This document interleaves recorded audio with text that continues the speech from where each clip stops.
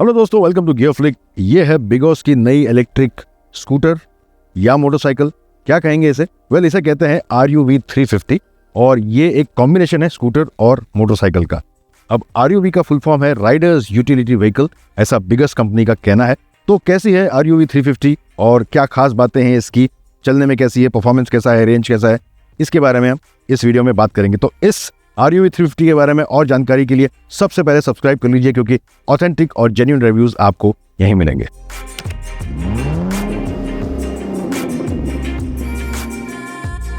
तो RUV 350 basically एक utility vehicle है जिसमें आपको स्कूटर की यूटिलिटी मिलती है और मोटरसाइकिल का जो राइडिंग प्लेजर है वो मिलता है। अब ये जो फॉर्म फैक्टर है, जिस तरह से ये गाड़ी दिखती है, ये फॉर्म फैक्टर पूरी दुनिया में बहुत सारी कंट्रीज में काफ़ी पॉपुलर है, लेकिन हमारी कंट्री में इस टाइप की यानी ऐसे फॉर्म फैक्टर की या ऐसे दिखने वाली जो टू व्हीलर है वो ज़्यादा सक्सेसफुल नहीं हुई है। पहले भी ऐसे टू व्हीलर्स आ चुकी हैं हमारे मार्केट में। Of course one of the most successful vehicles was the Bajaj M50 and M80 जो 80s में आई थी। उसके बाद काइनेटिक ने लॉन्च की थी काइनेटिक K4, और उसके बाद हीरो होंडा स्ट्रीट भी आई थी जो इंटरनेशनली होंडा कब के नाम से बिकती थी।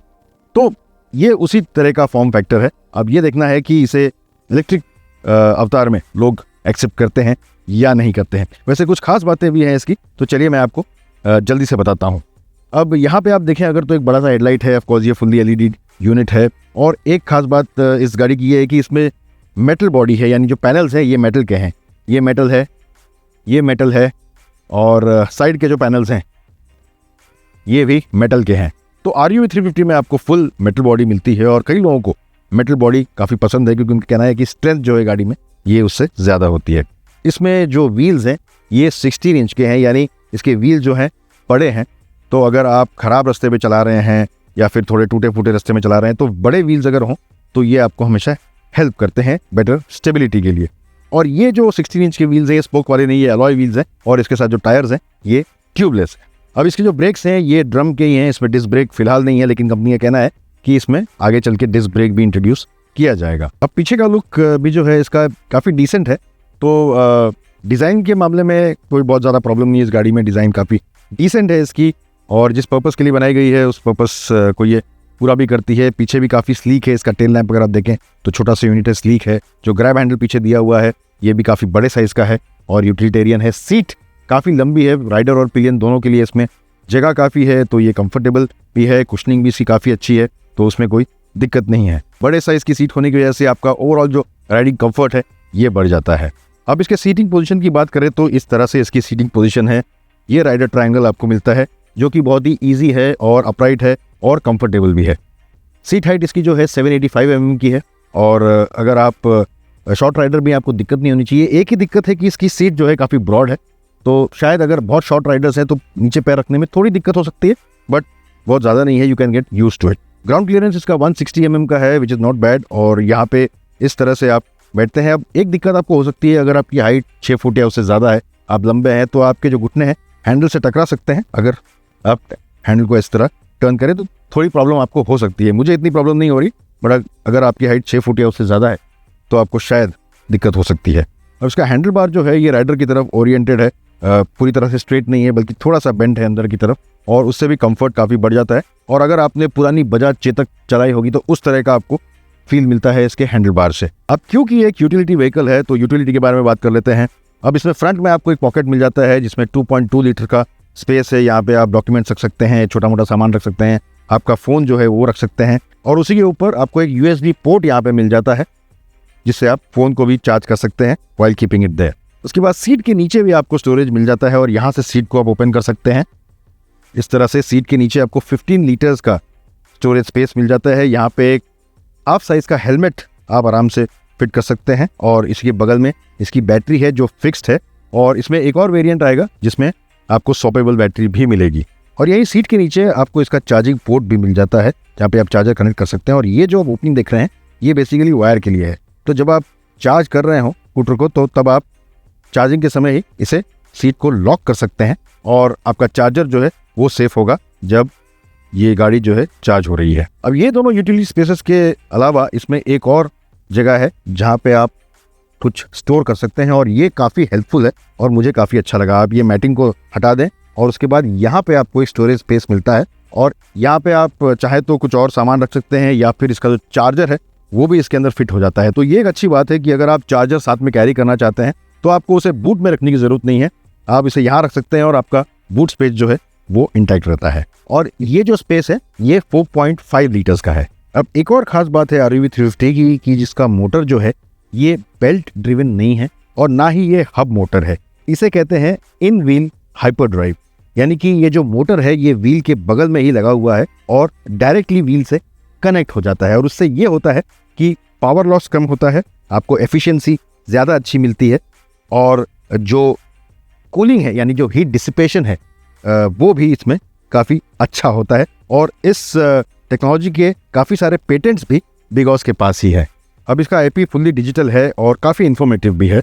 यहाँ पे ऊपर आपको बैटरी का स्टेटस मालूम पड़ता है, डिजिटल क्लॉक है, यहाँ पे न्यूट्रल है या नहीं ये पता चलता है, स्टैंड अगर इसका एंगेज है तो ये दिखा देता है, यहाँ पे ट्रिप मीटर की जानकारी है, यहाँ पे डिस्टेंस टू एम्प्टी है, अलग अलग मोड में आपको कितना रेंज मिलने वाला है वो आपको यहाँ पे मालूम पड़ता है। और ऑफकोर्स ओडोमीटर है, यहाँ पे टेल टेल लैम्प्स है और बाकी जानकारी के लिए यहाँ पे जो स्विच दिया है वहाँ से आप इसे टॉगल करके देख सकते हैं। अब यहाँ पे यूटिलिटीज़ यानी आप इसमें डॉक्यूमेंट स्टोर कर सकते हैं। अब इसे नेविगेट करना थोड़ा सा कॉम्प्लिकेटेड है बिकॉज यहाँ पे सिर्फ एक बटन नहीं है, बल्कि अगर आपको फॉर एग्जांपल इस प्रोफाइल में एंटर करना है तो एंटर के लिए आपको लेफ्ट साइड का ब्रेक दबा के फिर इस बटन को दबाना पड़ेगा तो आप इसमें एंटर कर सकते हैं।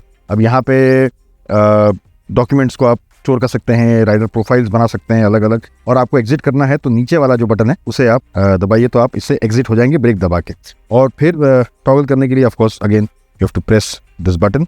राइडर स्टैट्स आपको इसमें मालूम पड़ जाते हैं। ब्लूटूथ से अगर आप कनेक्ट करें तो ऐप के द्वारा आपको ये सारी जानकारी भी मिल जाती है। यहाँ पे आप डिस्प्ले की सेटिंग्स चेंज कर सकते हैं, ब्राइटनेस कर सकते हैं और अलग अलग थीम्स हैं जिसे आप यूज़ कर सकते हैं। क्लासिक और ग्लाइड ये दो थीम्स यहाँ पे आपको मिलती है जिसे आप यूज़ कर सकते हैं। और ये जो स्क्रीन है इसमें आपको डे नाइट मोड मिल जाता है, यानी रात को ये इन्वर्स हो जाता है यानी नेगेटिव मोड में आ जाता है और डे लाइट में ये वाइट स्क्रीन ही रहता है।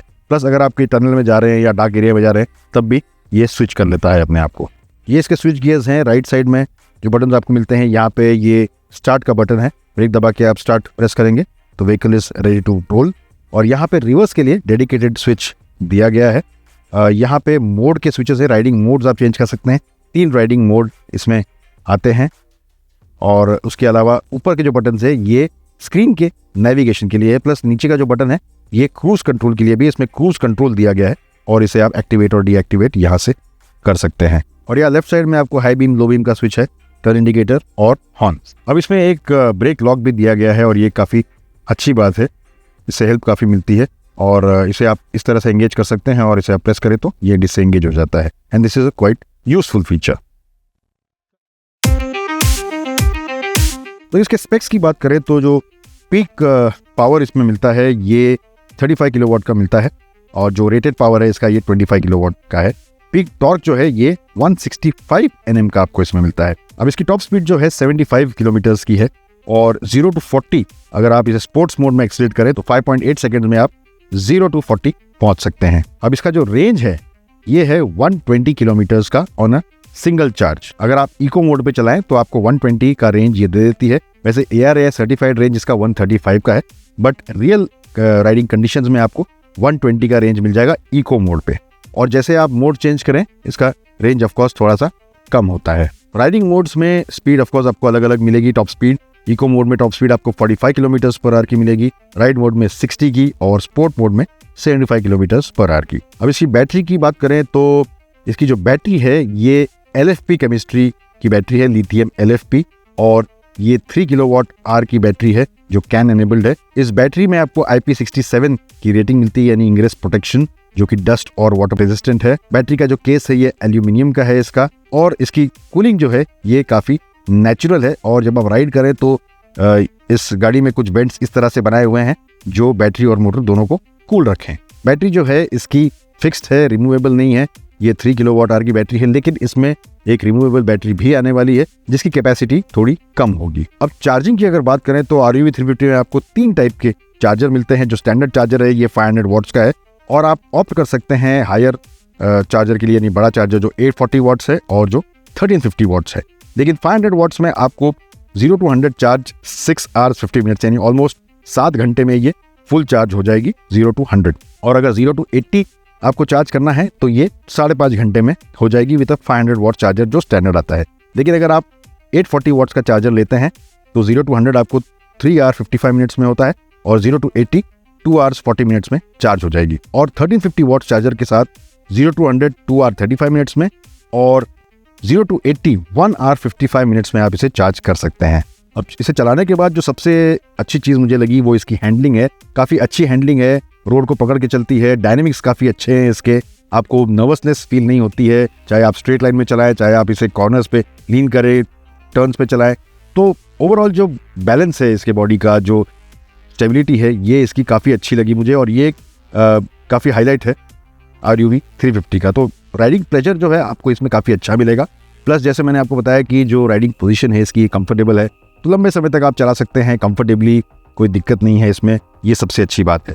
और राइडर और पिलियन दोनों के लिए इसमें कंफर्ट काफ़ी अच्छा है। सस्पेंशन की बात करें तो सस्पेंशन का काफ़ी वेल ट्यून्ड है। अब मैंने इसे सिर्फ फ्लैट सर्फेसेस पे ही चलाया है, बैड रोड्स पे या ख़राब रास्तों पे अभी चलाने का मौका नहीं मिला, लेकिन फिर भी जो फर्स्ट हैंड फील मुझे आया है उससे लग रहा है कि सस्पेंशन का काफ़ी अच्छा है। फ्रंट सस्पेंशन टेलीस्कोपिक है और रियर जो है ये गैस इमल्शन टाइप है और इसमें 5 स्टेप का एडजस्टमेंट आपको मिलता है। गैस इमल्शन मतलब इसके जो सस्पेंशन का इनर ट्यूब है उसी के अंदर गैस फील्ड है, अलग से कोई गैस चेंबर नहीं है। अब इसमें कुछ और इंटरेस्टिंग फीचर्स है। हिल होल्ड का फीचर आपको इसमें मिलता है। अगर आप किसी स्लोप पे हैं तो ये रोल बैक नहीं होती है, 5 सेकंड तक हिल होल्ड जो है ये एक्टिव रहता है। रोल ओवर डिटेक्शन है, अगर बाय चांस ये RUV 350 गिर जाए तो इसका मोटर जो है कट ऑफ हो जाता है। साथ में इसमें रीजनरेटिव ब्रेकिंग भी आती है, जब आप ब्रेक करें तो हल्का सा चार्ज जो है इसके बैटरी में जाता है। अब RUV 350 अगर आप खरीदें तो आपको जो स्टैंडर्ड वारंटी मिलती है 3 years या 36,000 किलोमीटर की मिलती है, व्हीकल पे, बैटरी पे और चार्जर पे। लेकिन बैटरी के लिए आप एक्सटेंडेड वारंटी के लिए भी ऑप्ट कर सकते हैं जो 5 साल की और 1 लाख किलोमीटर की है। एक चीज़ जो इम्प्रूव हो सकती है वो इसके ब्रेक्स हैं। इसमें डिस्क ब्रेक का ऑप्शन नहीं आता है, सिर्फ ड्रम ब्रेक्स है फ्रंट और रियर। और अगर इसमें फ्रंट में डिस्क ब्रेक का ऑप्शन दे दिया जाए तो इसकी ब्रेकिंग काफ़ी अच्छी हो सकती है। 122 kgs का इसका वेट है और मेरे हिसाब से इस वेट के व्हीकल के लिए डिस्क ब्रेक काफ़ी ज़रूरी है। इसकी स्पीड भी काफ़ी अच्छी है और ख़ास तौर से अगर आप डबल सीट चला रहे हो तब ब्रेकिंग आपको ज़्यादा बेटर लगती है और इसीलिए डिस्क ब्रेक्स अगर इसमें हो तो ये ज़्यादा अच्छा होगा। तो ये थी कुछ बातें बिगॉस RUV 350 के बारे में। कई मामलों में ये काफ़ी इंप्रेसिव है, राइड एंड हैंडलिंग इसकी काफ़ी अच्छी है, डिस्क ब्रेक की ज़रूरत इसमें ज़रूर लगी मुझे। और बाकी कुछ जगह है जहाँ पे इसके जो फिट एंड फिनिश है, जो प्लास्टिक के पैनल्स हैं वो थोड़े और इम्प्रूव हो सकते हैं। लेकिन कंपनी का कहना है कि ये जो गाड़ी मैं चला रहा हूँ अभी ये प्री प्रोडक्शन व्हीकल है और प्रोडक्शन व्हीकल जब आएगी तो ये सारे जो छोटी मोटी कमियां हैं उसे भी आयरन आउट कर दिया जाएगा। जो शार्प एजेस हैं, जो पैनल गैप्स हैं, जो प्लास्टिक की क्वालिटी है उसे भी इम्प्रूव की जाएगी। तो उम्मीद है कि ये सब बेटर हो जाए और यूटिलिटी के मामले में ये काफ़ी अच्छी है और इसमें आपको ऑफकोर्स राइडिंग प्लेजर भी काफ़ी अच्छा मिलता है। तो आप हमें कमेंट से बताइए कि बिगॉस RUV 350 आपको कैसी लग रही है और क्या आप इसे खरीदना चाहेंगे या नहीं। तब तक के लिए इस वीडियो को लाइक कीजिए, शेयर कीजिए, गियर फ्री को सब्सक्राइब करना ना भूलें। जब भी राइड करें सेफली करें और हेलमेट ज़रूर पहनिए।